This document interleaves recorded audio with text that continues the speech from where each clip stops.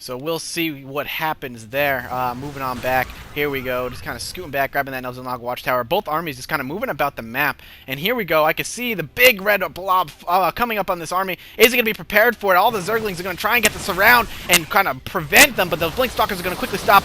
He's going to force field all of those Zerglings, which is very, very smart. So those Banelings can't really do much. He's going to Psy Storm all of those Mutalisks sitting on top. Here come the Banelings. They're going to try and get in there. Are they going to be able to do any damage whatsoever? I don't know. It doesn't look like they're not going to do much. All the Psy Storms are really stopping them from doing anything. This is a good defense by Huck, but smartly, Jianer has pulled back all of his Mutalisks so they don't get killed with the Psy Storms. Now he's going to move in, and it looks like he's going to sack them while the Banelings roll in and do a ton of damage, and my frame rate is sucking so hard right now, and I apologize about that. It looks like he's going to quickly clean this up now that all the Psy Storms have been used. Only a few Stalkers left, but that's enough to stop these Mutalisks from doing too much damage. He's going to be forced to pull back on the creep again, so we'll see what happens there. This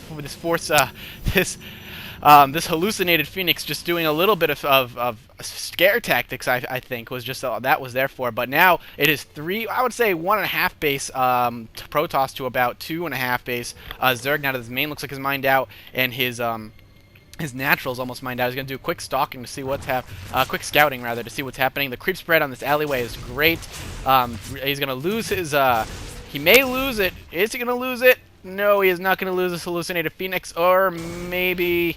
Nope, he's ignoring it, and there it goes. And the Mutalisks will quickly realize. Now he's grabbing his 5th base.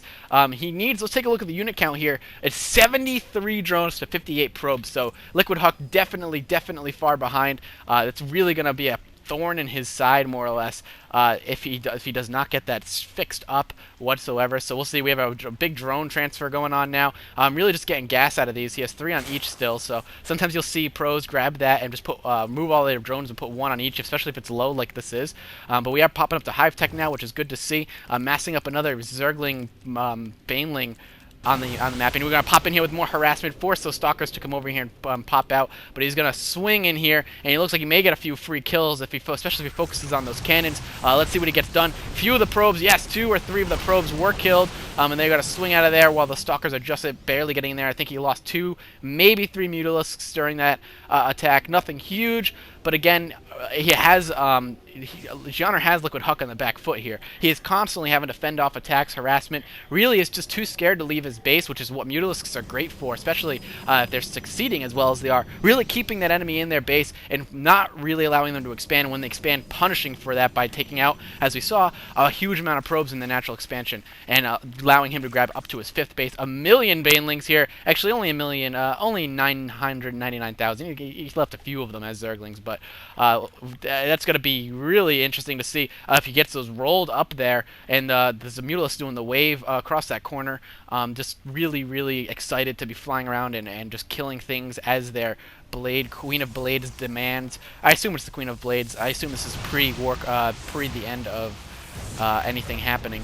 And here we go, we're moving back in to do some more probe harassment, and those probes just not being pulled back fast enough, warping in Stalkers, but still not doing too much. He's leaving those probes to get killed, not pulling them away. He is bringing his Stalkers in, but by the time they got there, it was too late. There are too many Mutalisks, and he's just not getting enough damage to those done. We are having a huge army moving down to the south now, where all those Mutalisks are, and here we go. He's going to blink in and try to take out as many Mutalisks as he can. No, he's going to pull back. Those Mutalisks are too fast, but nope, there we go. He is, you want to fight? I'll fight you. I will fight you on your own ground. Here we go, and he's going to pinch with all these Zerglings and Banelings. Oh, this is going to be so hard to watch. He's going to be able to Psystorm all those Banelings. He's going to be able to stop them from doing a ton of damage, though, keeping the Stalkers completely occupied. Yes, he has done so much damage with those Psystorms, really saving the day right there, but those Mutalisks left unfended without those Psystorms. Now there's 1 Psystorm going off, but the energy is so low on this High Templar, he's going to quickly scout on out of there, killing off most of those Zealots. If we look at the army killed here, workers killed, 46 workers killed for Jianer, but 265 units killed for Liquid Huck. So I mean, it's a bit back and forth. The economy really is favoring the Zerg right now, so honestly, with the economy favoring the Zerg, things are looking a little rough for Liquid Huck, and I think he knows that. So he's bouncing his small amount of units around, and we are just going to continue to see that harassment. So let's see what happens here. Looks like we do have a 4th going down for Huck. So really trying to catch up in the economy, though his saturation is, though it's actually good right here. He's saturation is really poor and is natural with about 5 probes there, and he is looking like he's just harassing with those Mutalisks hardcore. If we go back here, he's moving his handful of Stalkers more or less down here to back on the creep to kill off the creep with that Observer, just pushing that back while he grabs his fourth. Any amount of creep spread that's killed off is good. Allows the mobility of those Zerglings and Banelings to be slowed down and giving him a chance to defend before anything happens. But we are grabbing our 6th base for Jianer, so he's really just doing what a Zerg should do and taking over the map as quickly as possible, especially at the 24-minute mark.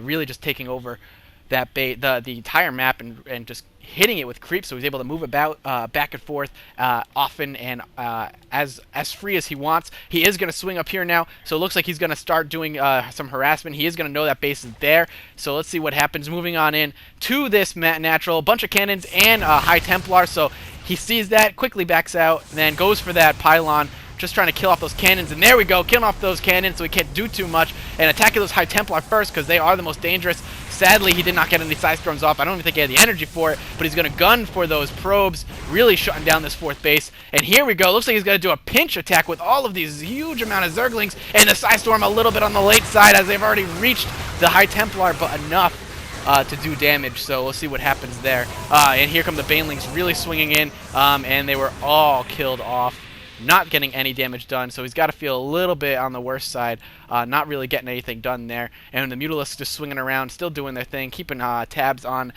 all of Shakira's plateau here. And here we go, meeting up again with the Stalkers. Lots of Stalkers, lots of Mutalisks. Let's see what the upgrades are looking at. We are 2-1 for the Protoss and 2-2 for the Zerg, but it's really going to favor the Stalkers since they are considered, I believe, light armored. Armored mechanical, sorry. So yeah, that Psystorm's going to kill off a good chunk right there, and he is just going to have to sit back with his Archons now, really hoping that the Archons can do enough damage to stop everything. The Observer going to sit here in the middle of the map and make sure he's able to get a quick scout on that enemy and on those armies before anything substantial happens. I do like this Overlord just chilling in the back of the base. He's been forgotten about, and he's got like the rest of the day off, perhaps the rest of the eternity off, not able to do too much. Here we go with a bunch of Zerglings, but that Observer's going to give him plenty of heads up, and all those Mutalisks are now been replenished again, really sticking with Ling Bling Muta. And here we go.